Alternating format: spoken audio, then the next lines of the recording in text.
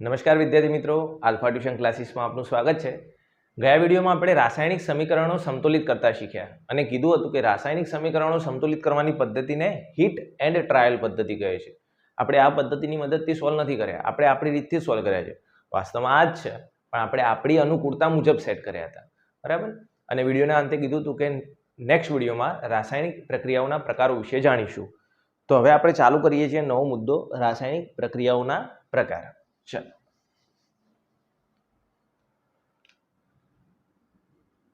रासायनिक प्रक्रियाओना प्रकार कुल 5 प्रकार है। समझो, भले बेस होय तो पण समझो। एक है संयोगीकरण प्रक्रिया,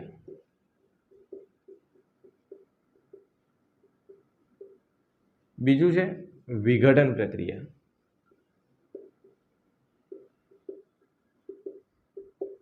संयोगीकरण प्रक्रिया में तमे बीजू शू शीखवाना छो तो कि उष्माक्षेपक प्रक्रिया एटले शुं अथवा उष्माक्षेपक एटले शुं। वास्तव में उष्माक्षेपक प्रक्रिया ज होय, आ पण एक शीखवानुं छे।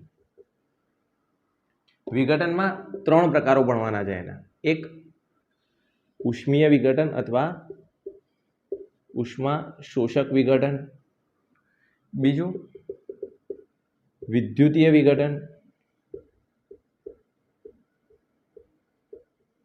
અને ત્રીજું પ્રકાશીય વિઘટન, બરાબર। ત્રીજો પ્રકાર છે વિસ્થાપન પ્રક્રિયા, विस्थापन प्रक्रिया। चौथो है द्विविस्थापन प्रक्रिया,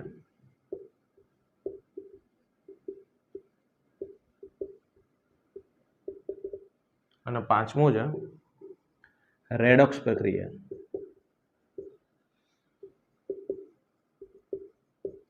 रेडॉक्स में तमे 2 प्रक्रियाओ भणशो, एक ऑक्सीडेशन और बीजू रिडक्शन। ऑक्सीडेशन में तमे 2 क्रियाओ भणशो, एक क्षारण અને બીજું ખોરાપણું। તમારા ટોટલ ચેપ્ટરમાં આટલું ભણવાનું છે। સંયોગીકરણ, એની સાથે ઉષ્માક્ષેપક પ્રક્રિયા, વિઘટન, એમાં ઉષ્મીય વિઘટન, વિદ્યુતીય વિઘટન, પ્રકાશીય વિઘટન। વિસ્થાપન પ્રક્રિયામાં વિસ્થાપન પ્રક્રિયા, એના પછી દ્વિવિસ્થાપન પ્રક્રિયા, એના પછી રેડોક્સ પ્રક્રિયા। રેડોક્સમાં પણ 2 શીખવાના છે, ઓક્સિડેશન, रिडक्शन। ऑक्सीडेशन में 2 वस्तु बनवानी है, क्षारण और खोरापणुं। टूंकी माहिती लई लईए। संयोगीकरण एटले शुं, जो पहला समझी लो। संयोगीकरण एटले संयोग एटले भेगुं करवुं, बराबर।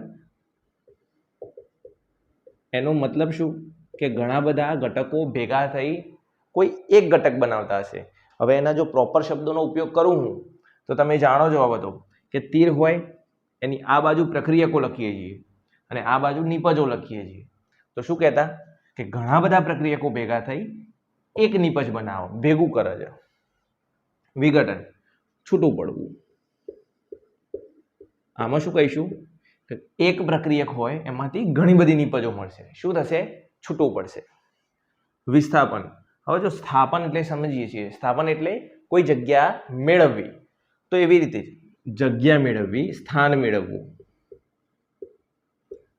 पण केवी रीते? झगड़ीने। उदाहरण तरीके 2 व्यक्ति एकबीजा साथे फाइट करे छे, कोण जीते? जे शक्तिशाળી होय। एवी रीते धातुओ अधातुओमां अथवा तत्वोमां पण आवुं होय के जे तत्व वधु क्रियाशील होय, वधु सक्रिय होय, ए बीजा तत्वने शुं करे? त्यांथी हटाई दे। टूंकमां जग्या मेळववी, स्थान मेळवવું, बीजाने शुं करवानुं छे? हटाई स्थान मेळवવાનું છે। बीजाने दूर करवानुं છે, पोते त्यां जग्या मेळवવાની છે। द्विविस्थापन, द्विविस्थापन एटले जो वास्तवमां आने बीजी रीते लखવું હોય તો એવું કહેવાય अदला बदली करवी। मैं तेरी जगह पर, तू मेरी जगह पर, एवं। पण अदला बदली केवी रीते थशे? आयनोनी अदला बदली थशे के धारो के 2 घटको છે, Na2SO4 હોય, सोडियम सल्फेट, અને બીજું બેરિયમ ક્લોરાઇડ હોય। જો આ બે વચ્ચે પ્રક્રિયા થાય છે તો શું થવાનું કે આનો ધન આયન એ આના ઋણ આયન સાથે જોડાય, આનો ધન આયન આના ઋણ આયન સાથે જોડાય અને આનો ધન આયન એ આના ઋણ આયન સાથે જોડી જાય, અદલા બદલી થવી, બરાબર. એ વિસ્થાપન. રેડોક્સ નહીં શીખતા. ઓક્સિડેશન એટલે શું? ઓક્સિડેશન એટલે જે પ્રક્રિયા દરમિયાન ઓક્સિજન મેળવા અથવા ઉમેરાય, ઓક્સિજન ઉમેરાય.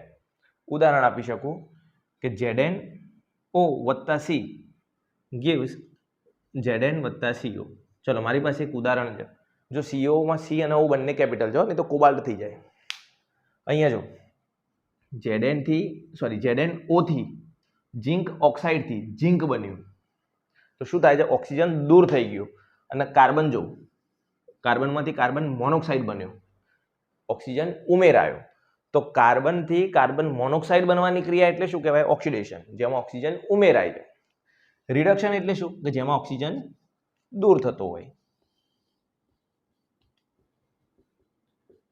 આ ટેકનિક છે યાદ રાખવાની. બાકી વાસ્તવિક તો લખવું હોય તો પૂરું લખવું પડે કે ઓક્સિજન ઉમેરાય અથવા હાઇડ્રોજન દૂર થાય. હાઇડ્રોજન સાથે પણ ક્રિયા કરાવી શકાય કે જો હાઇડ્રોજન દૂર થતો હોય તો પણ એમાં એવું કહી શકાય કે એ ઓક્સિડેશન જ છે અને આની અંદર હાઇડ્રોજન ઉમેરાતો હોય તો પણ લખી શકાય. ચલો બાજુમાં લખી જ દઉં છું, અથવા હાઇડ્રોજન દૂર અને આની અંદર અથવા હાઇડ્રોજન ઉમેરાય. બરાબર. આટલી પ્રક્રિયાઓ તમારે ભણવાની છે. ચલો એક વખત જોઈ લો પછી આની ડિટેલમાં જઈએ. ચલો આની જરૂર નથી એટલે આ પૂછી નાખજો. જોઈ લો. ચલો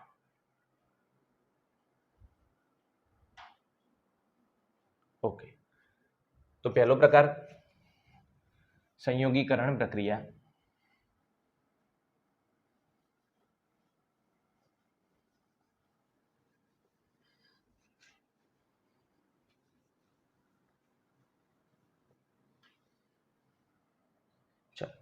પહેલો પ્રકાર સંયોગીકરણ પ્રક્રિયા. તો ચલો ફટાફટ સમજી લીધું હોય તો લખી શકીએ છીએ. શું? કે જે રાસાયણિક પ્રક્રિયા દરમિયાન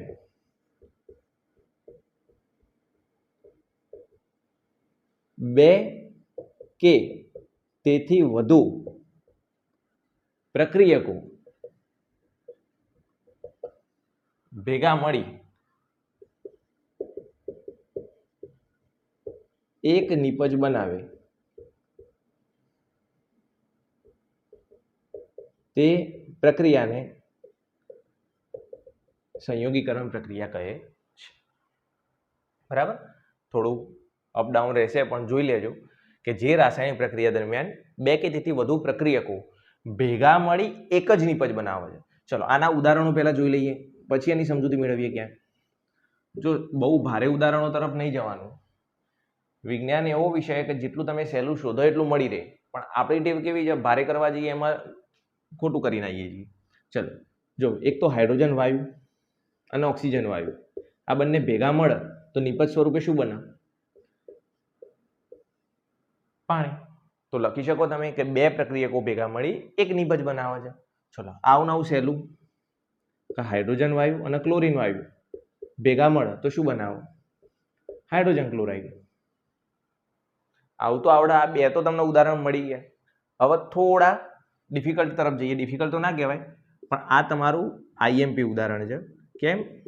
કારણ કે ઘણી બધી જગ્યાએ પૂછાશે. હવે હેરાન કરશે તમને કે કેલ્શિયમ ઓક્સાઇડ આ શું છે?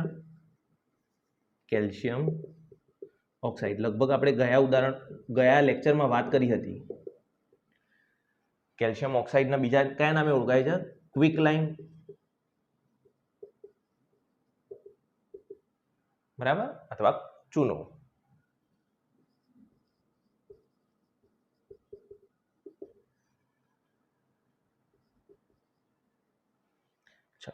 એની અંદર હું ઉમેરું છું પાણી. એની અંદર ઉમેરું છું હું પાણી. હવે જો તમે જાણતા હોય તો કે આ પ્રક્રિયાઓ તમે ઘરે જ્યારે કલર કરવા આવે ને, કલર તો ના કહેવાય, લાપી અસ્તર કરવા માટે, ત્યારે આ પ્રક્રિયા તમને જોવા મળે. અથવા એ જે ડબ્બો અથવા કન્ટેનર લાવે છે એને ખોલીને એની અંદર પાણી પીડે ને પછી એ બંધ કરી દે અને પછી 10-15 મિનિટ અડે નહીં એને. કેમ કે જો અડે તો બળાય, એટલી બધી ગરમી ઉત્પન્ન થઈ હોય. ટૂંકમાં આ જે ચૂનો છે ફૂટે એને ફોડેલો ચૂનો કહેવાય. તો આ બંને વચ્ચે પ્રક્રિયા થઈ બને કેલ્શિયમ હાઇડ્રોક્સાઇડ. શું કહેશો?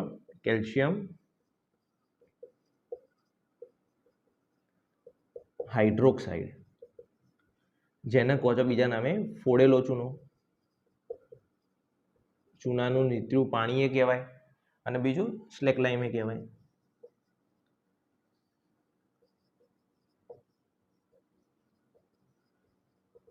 બરાબર.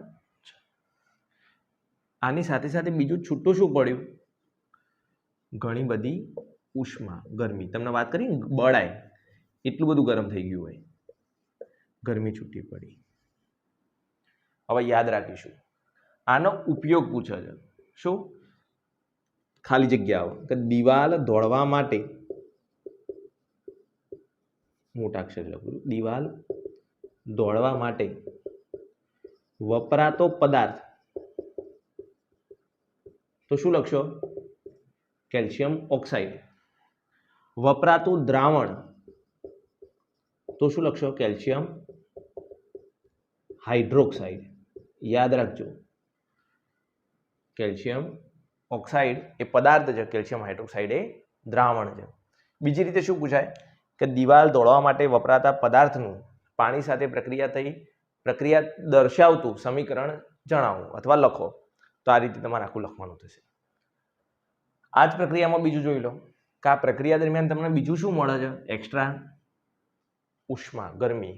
તો યાદ રાખીશું, ઉપર લખું છું અહીંયા કે જે રાસાયણિક પ્રક્રિયા દરમિયાન અથવા પ્રક્રિયાના અંતે ઉષ્મા ઉત્પન્ન થાય તે પ્રક્રિયાને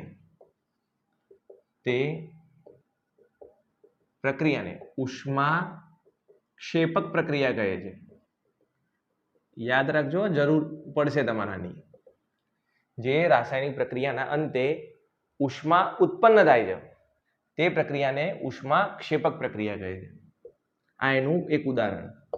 એક જ છે એવું નહીં, ઘણા બધા છે. પહેલા જોઈ લો, પછી પૂછીને બીજા લખીએ છીએ. ચલો હજી એક બે ઉદાહરણ જોઈએ. હું પહેલા સહેલા પૂછું છું, બરાબર? વ્યાખ્યાની જરૂર નથી, બે ઉદાહરણની. ત્રીજું રાખું છું.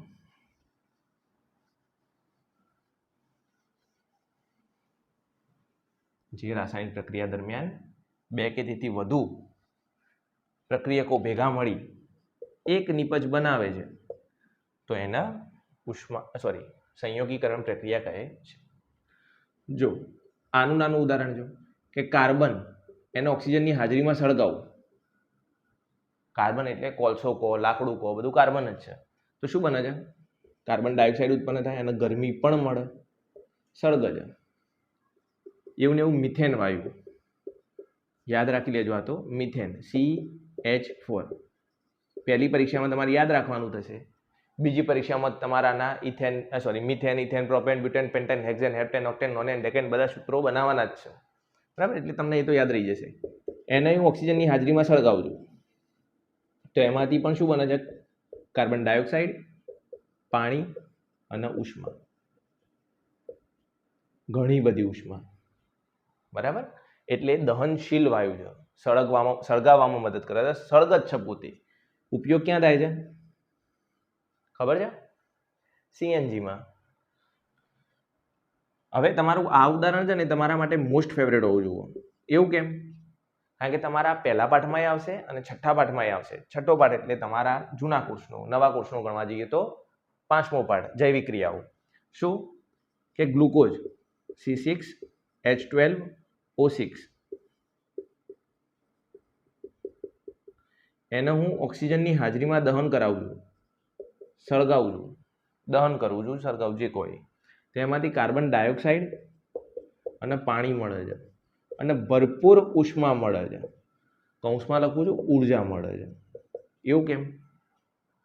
જો આપણે જે ખોરાક ખાઈએ છીએ, વાસ્તવમાં જે તમારા ગાઈડમાં કે ચોપડીમાં લખીને આપ્યું છે, ભાત, બટાકા, બ્રેડ, જે કોઈ, વાસ્તવમાં જ્યારે એક ખોરાક ખવાય છે તો શરીરમાં એની શું ક્રિયા થવી જોઈએ? તમારા શરીરમાં ભાત દોડે છે, તમારા રુધિરમાં ભાત દોડતા હશે? તો કે ના. શું થતું હોય? તો કે એમનું પાચન થાય. પાચન થવું એનો મતલબ કે એમાંથી જે જટિલ પદાર્થો છે એનું સરળ ઘટકોમાં અથવા સરળ પદાર્થોમાં વિઘટન થવું, છૂટું પડવું. છૂટું પડીને બને શું? તો કે ઉર્જા. અને એ ઉર્જા તમારા શરીરને મળે છે જે કણાભસૂત્રમાં જમા થતી હોય, બનતી હોય. અને કણાભસૂત્ર એનું શું કરે? તમારા જે રીતે ઉપયોગમાં લેવાની જે રીતે ઉપયોગ થાય છે, બરાબર?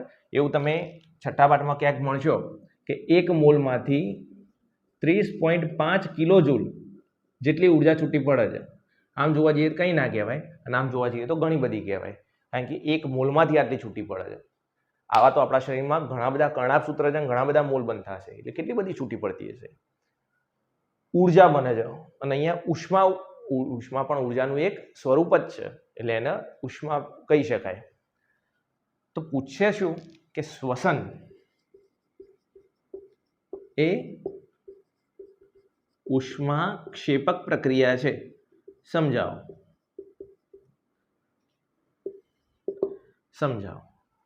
જો શ્વસન અને શ્વાસોશ્વાસની ક્રિયામાં ફરક જાણો છો ને તમે? શ્વાસોશ્વાસની ક્રિયા એટલે કે શ્વાસ અંદર લેવો અને બહાર કાઢવો, શ્વાસ ઉચ્છ્વાસ, બરાબર? એ ક્રિયા એટલે શ્વાસ એટલે ઓક્સિજન અંદર ગ્રહણ કરવું અને કાર્બન ડાયોક્સાઇડ બહાર મુક્ત કરવું, એ શ્વાસોશ્વાસ. આ શ્વસનની ક્રિયા. શ્વસન એટલે શું? કે જ્યારે તમારા શરીરને ઉર્જાની જરૂર પડે છે તો તમારું શરીર શું કરે છે કે ઓક્સિજનની હાજરીમાં શરીરમાં રહેલો ગ્લુકોઝ એનું વિઘટન કરે છે અને એમાંથી ઉર્જા મુક્ત કરે છે. અને ઓક્સિજનની હાજરીમાં કોઈ વિઘટન થાય છે કોઈ પદાર્થનું એટલે ગ્લુકોઝનું, ત્યારે એ ક્રિયાને કહેવાય છે જારક શ્વસન. એને કહેવાય છે જારક શ્વસન. અને આ ક્રિયા દરમિયાન ઉર્જા છૂટી પડે છે. ઉષ્મા છૂટી પડે એટલે એને ઉષ્માક્ષેપક પ્રક્રિયા કહીએ છીએ, બરાબર? ચલો પહેલા આટલું જોઈ લો, પછી એક ઉદાહરણ બીજું જોઈએ, આને લગતું જ. ટૂંકમાં પૂછા ઉષ્માક્ષેપક શ્વસન એ ઉષ્માક્ષેપક પ્રક્રિયા છે તો સમજાઈ શકાય. કેવી રીતે સમજાઈશું? કે ભાત, બટાકા કે બ્રેડ એ બધા કાર્બોદિત પદાર્થો છે. એ કાર્બોદિત પદાર્થો શું એની અંદર જે વિઘટન થાય એમાંથી તો મળે શું? એમાં ગ્લુકોઝ, અથવા એ પોતે ગ્લુકોઝનો એક ભંડાર છે. તમે ભણશો કાર્બોદિતનું જ ગ્લુકોઝમાં રૂપાંતર થતું હોય, અને આ ગ્લુકોઝનું ઓક્સિજનની હાજરીમાં વિઘટન થઈ અથવા શ્વસન થઈ તેમાંથી ખૂબ બધી ઉષ્મા છૂટી પડે છે. કાર્બન ડાયોક્સાઇડ પાણી સાથે ખૂબ બધી ઉષ્મા છૂટી પડે છે, ઉર્જા છૂટી પડે છે. તેથી શ્વસન એ ઉષ્માક્ષેપક પ્રક્રિયા છે તેવું કહેવાય. ચલો હજી એક ઉદાહરણ જોઈ લો. આ પણ તમારા માટે બેસ્ટ ઉદાહરણ છે. કયું? જો 5, 6, 7 CaOH ટ્વાઇસ. ક્યાં જોયું તમે? ફોડેલો ચૂનો અથવા કેલ્શિયમ હાઇડ્રોક્સાઇડ. એની અંદર હું કાર્બન ડાયોક્સાઇડ ઉમેરું. હવે તમને બીજી રીતે સમજાવી શકું. તમારા ઘરે જ્યારે લાપી લાવવાની હોય તો એ પાવડર ફોર્મમાં હોય. એની અંદર શું કરે છે? એ લોકો પહેલા પાણી ભેળવ્યું, એમાંથી બન્યું શું? Calcium hydroxide. જે પદાર્થ બન્યો, જે દ્રાવણ બન્યું, દ્રાવણ એટલે ઘટ્ટ દ્રાવણ હોય, જેને શું કરવાનું હોય? દિવાલ ઉપર લગાડવાનું હોય. ચૂનો લગાવ્યો, બરાબર? એ લગાયા પછી શું કરવું પડે? સુકાવા દેવું પડે. એટલે વાતાવરણમાંનો કાર્બન ડાયોક્સાઇડનો ઉપયોગ થાય, એટલે એ પોતે જ ઉપયોગ કરે છે અને એમાંથી બને છે કેલ્શિયમ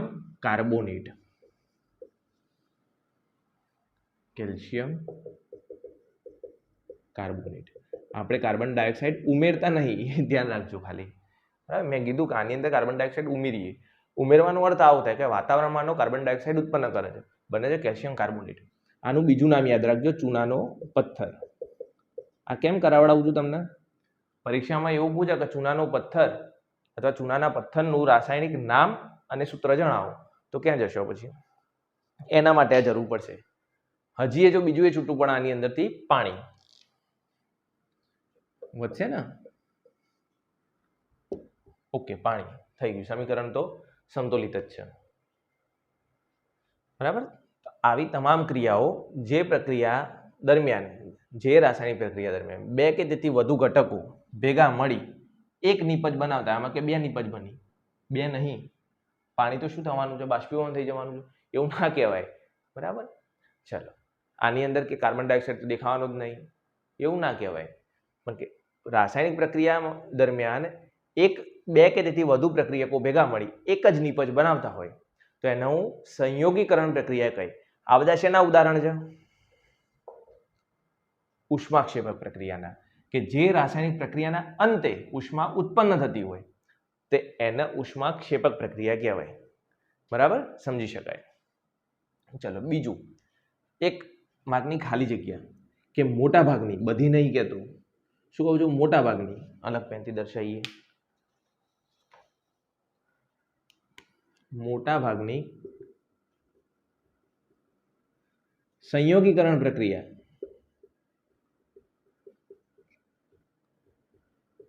એ ઉષ્માક્ષેપક પ્રક્રિયા હોય. ખાલી જગ્યા ક્યાં આવી? તો આ જ ખાલી જગ્યા છે. યાદ રાખીશું, બધી ના હોય પણ છતાંય જો તમને લખીને આપે છે સંયોગીકરણ પ્રક્રિયા એ ખાલી જગ્યા પ્રકારની પ્રક્રિયાઓ હોય તો નીચે ઓપ્શનમાં ઉષ્માક્ષેપક હોય તો એમને ટીક કરી શકાય. ચલો જોઈ લો.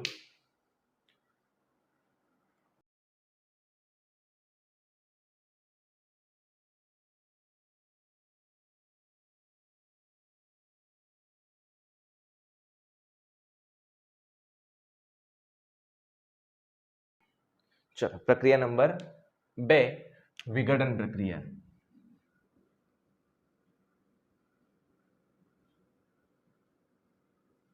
ચલો, જેવું નામ એવું કામ, બરાબર. વિઘટન એટલે છૂટું પડવું. તો ઝડપથી એની વ્યાખ્યા તો હું લખી શકું છું. શું? કે જે રાસાયણિક પ્રક્રિયા દરમિયાન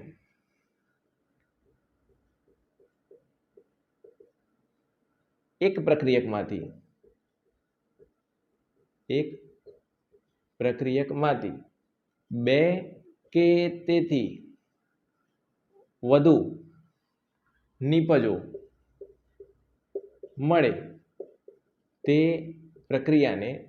રાસાયણિક પ્રક્રિયાને વિઘટન પ્રક્રિયા કહે છે. એનું એક બેસ્ટ ઉદાહરણ આપ્યું છે તમને બુકમાં, FeSO4. હવે FeSO4 ના સાહેબ નામ આપવું હોય શું આપવું? ફેરસ કે ફેરિસ? ફેરિક. ફેરિસ તો હોય જ નહીં, પેરિસ થઈ ગઈ ને. કે Fe+2 છે, SO4 -2 છે.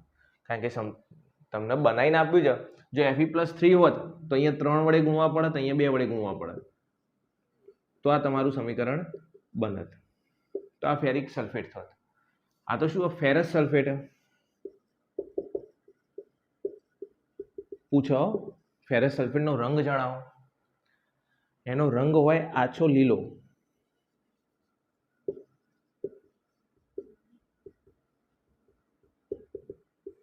આછો લીલો, એકદમ માઇનોર આછો, એકદમ માઇનોર હોય, લીલા રંગ હોય પણ એકદમ માઇનોર હોય. એને હું કરું છું ગરમ.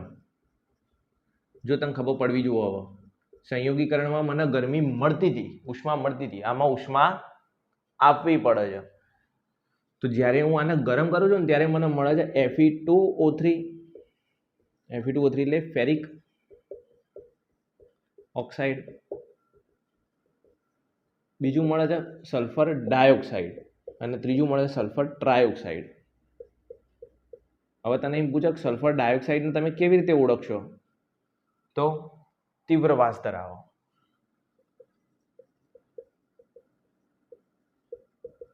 બરાબર, બહુ ખતરનાક વાસ ધરાવો. બરાબર, નાક બળવા માંડે એટલી ખતરનાક વાસ ધરાવો. બીજું, આનો રંગ પણ બદલાઈ જશે. એનો રંગ પણ બદલાઈ જશે. તો અહીંયા જો તને ખબર પડે તો કે એક જ પ્રક્રિયકમાંથી બે કે તેથી વધુ નિપજો મળી. હજી જોઈ લે, આ પણ ફેમસ ઉદાહરણ છે. ફેમસ એટલે કહું છું પણ તમારે યાદ રાખવું પડશે, પરીક્ષામાં વારે ઘડીએ પૂછ. Lead nitrate. સાહેબ આ તો બધું બનાવતા જ નહીં આવડતું, તમને શીખવાડેલું છે. Pb+2 હોય, NO3 -1 હોય. -1 હોય એટલે ગુણવાની જરૂર નહીં, 2 છે તો 2 વડે ગુણ્યા, કૌંસ કર્યો. એને હું કરું છું ગરમ.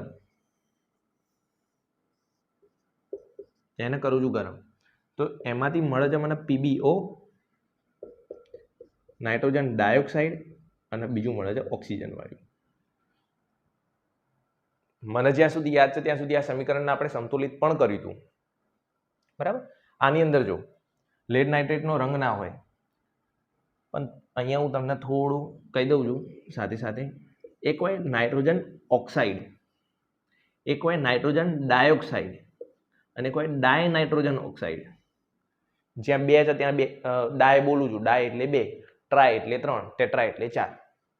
નાઇટ્રોજન ઓક્સાઇડ, અહીંયા નાઇટ્રોજન ડાયોક્સાઇડ, અહીંયા ડાય નાઇટ્રોજન ઓક્સાઇડ. ડાય નાઇટ્રોજન ઓક્સાઇડ તમે જાણતા હોય તો એને કહેવાય લાફિંગ ગેસ. આ નહીં હો, આ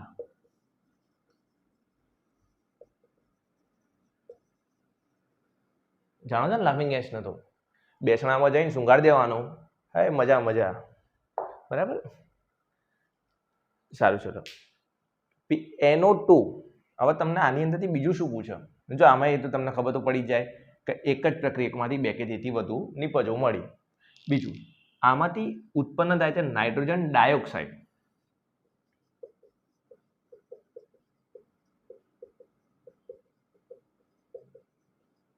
અને આ જ્યારે ઉત્પન્ન થાય ને ત્યારે યાદ રાખવાનું કે એમાંથી નીકળે કથ્થાઈ રંગનો ધુમાડો.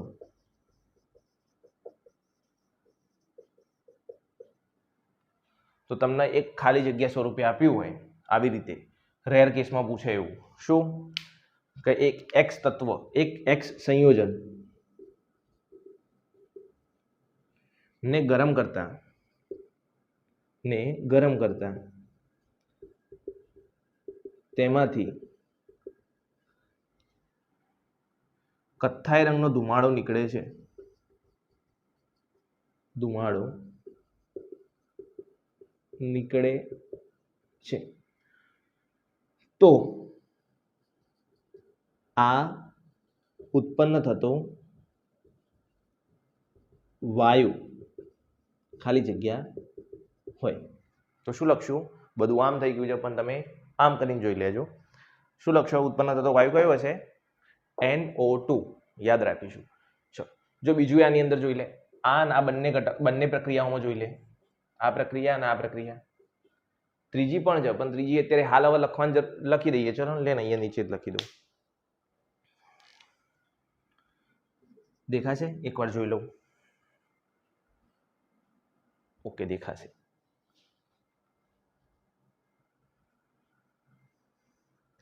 કે જો યાદ કર, અહીંયા આપણે લખ્યું હતું કેલ્શિયમ હાઇડ્રોક્સાઇડ વત્તા carbon dioxide gives calcium carbonate. હવે જો હું કેલ્શિયમ કાર્બોનેટને કરું છું ગરમ, શું કરું છું? એને ગરમ. તો શું બને કે તેમાંથી CaO અને CO2 છૂટા પડી જાય. મેં તમને ટ્રાયંગલ સમજાવ્યું હતું, યાદ હોય તો ગયા લેક્ચરમાં અહીંયા જ ક્યાંક સમજાવ્યું હતું. એકવાર જોઈ લેજો શાંતિથી. ટ્રાયંગલ છે, CaO માંથી CaOH ટ્વાઇઝ એ બને, CaOH ટ્વાઇઝ માંથી CO3 એ બને, અને CaCO3 માંથી ફરીથી CaO પણ બને, બરાબર. તો આની અંદર જો ત્રણેય સમીકરણો જોઈ લો કે આપેલા ત્રણેય સમીકરણમાં આ પ્રક્રિયા કરવા માટે અથવા આ પ્રક્રિયા થઈ નિપજો મળે છે, પણ એ દરેક પ્રક્રિયામાં જરૂર શેની પડે છે? મારે ગરમીની. તો કે જે રાસાયણિક પ્રક્રિયા માટે પ્રક્રિયા કરવા માટે ઉષ્માની જરૂર પડે તે પ્રક્રિયાને શું કહેવાય? ઉષ્મા શોષક પ્રક્રિયા કહેવાય.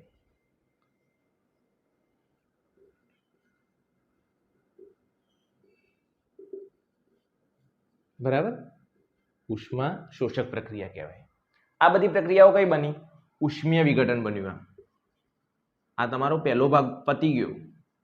આ કયો ભાગ છે? પહેલો ભાગ, ઉષ્મીય વિઘટન. ઉષ્મીય વિઘટન એટલે જે પ્રક્રિયા દરમિયાન ઉષ્મા દ્વારા એક પ્રક્રિયકમાંથી 2 કે તેથી વધુ નિપજમાં રૂપાંતર થાય અથવા નિપજો મળે છે તેવી પ્રક્રિયાને ઉષ્મીય વિઘટન કહે છે. જરૂર શેની પડે છે? ઉષ્મા. સુષ્મા નહીં, ઉષ્મા. ઉષ્મા એટલે ગરમી. ચલો જઈશું આગળ.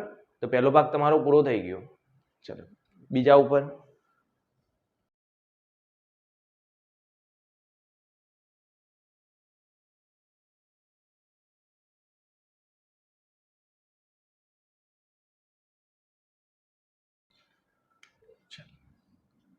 બીજાની અંદર બીજો ભાગ વિદ્યુતીય વિઘટન.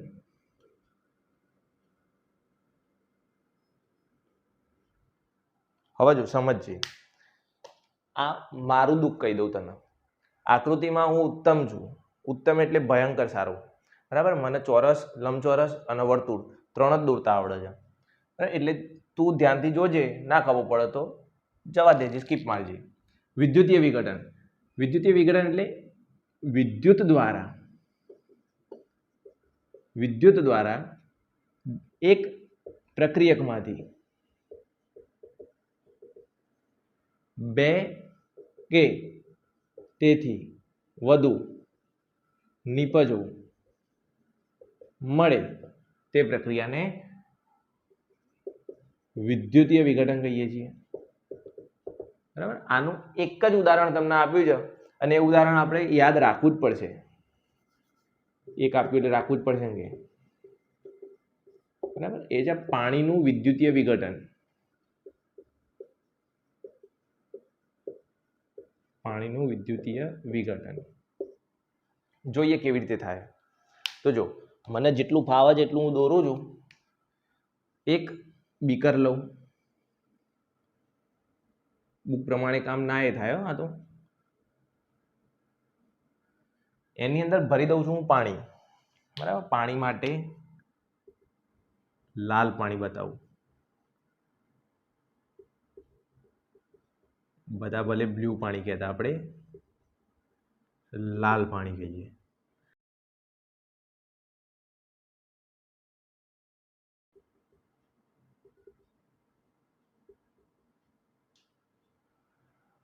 એની અંદર હું 2 કાર્બનના સળિયા ડુબાડી દઉં.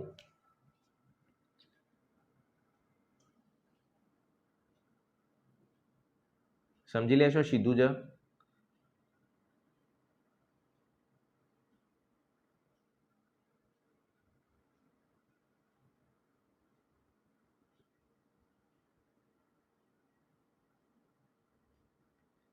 એની અંદર 2 કાર્બનના સળિયા ડુબાડેલા છે.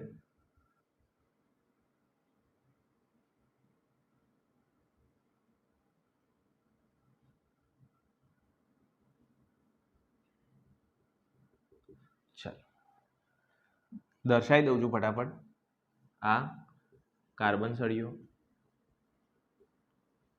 કાર્બનના સળિયા કેમ? કાર્બનના એટલે ગ્રેફાઇટના હોય, જે વિદ્યુતનું વહન કરે. અને આ શું હોય? પાણી. આ તો નહીં દર્શાવું, બીકર છે. આની સાથે હું કનેક્શન કરું છું વાયરનું, અને એની સાથે જોડી દઉં છું બેટરી સેલ. તમે નાના ધોરણમાં ભણી ગયા છો કે બેટરી આવી રીતે દર્શાવાય. આ ધન છેડો હોય, આ ઋણ છેડો હોય. આ ધન છેડો હોય, આ ઋણ છેડો હોય. ધન છેડાને શું કહેવાય? એનોડ. ઋણ છેડાને કેથોડ. આ રીતે કામ કર્યું છે.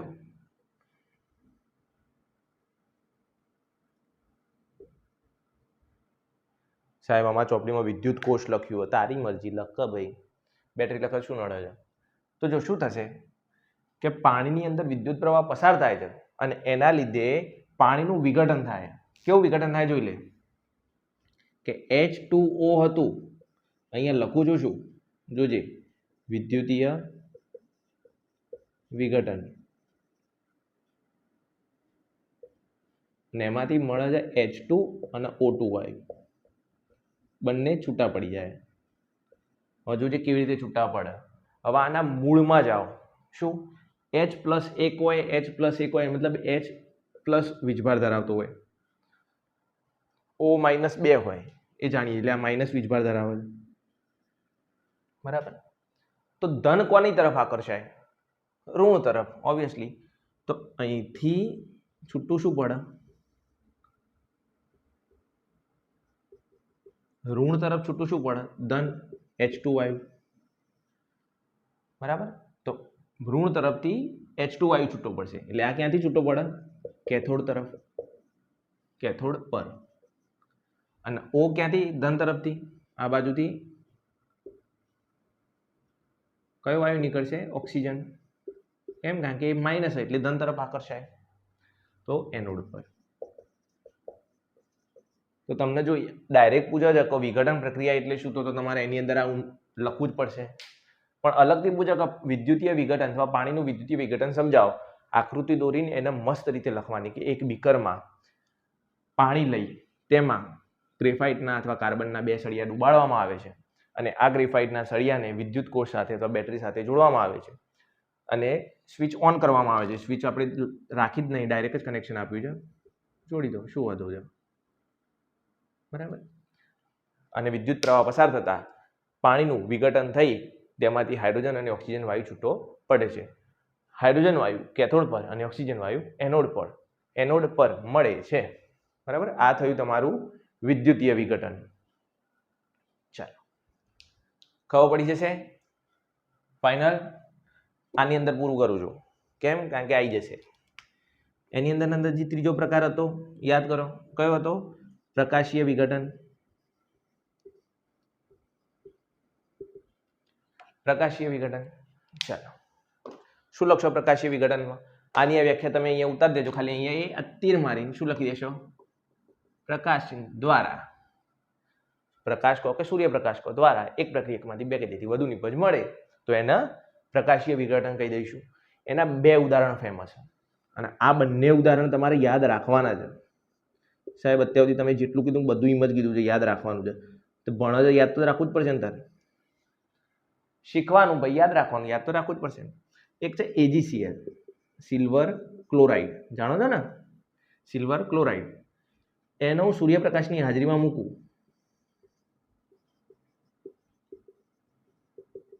તેમાંથી સિલ્વર અને ક્લોરીન વાયુ છૂટો પડી જાય. વિઘટન થયું. એક પ્રક્રિયકમાંથી 2 નિપજો. પણ કોની હાજરીની જરૂર પડી? સૂર્યપ્રકાશ. તારે સમીકરણ સંતુલિત કરવું હોય તો કરી દેજે. બરાબર. AgCl માંથી Ag અને Cl2 છૂટા પડે.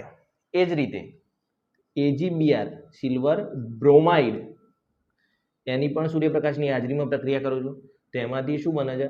Ag અને Br2. સમીકરણ સંતુલિત કરવું હોય તો આ રીતે. બરાબર. યાદ રાખવું પડશે આ કે AgCl અને AgBr દ્વારા Ag અને Cl2, Ag અને Br2 મળે છે. આ પ્રક્રિયાને કહીએ છીએ black and white. Black and white photography.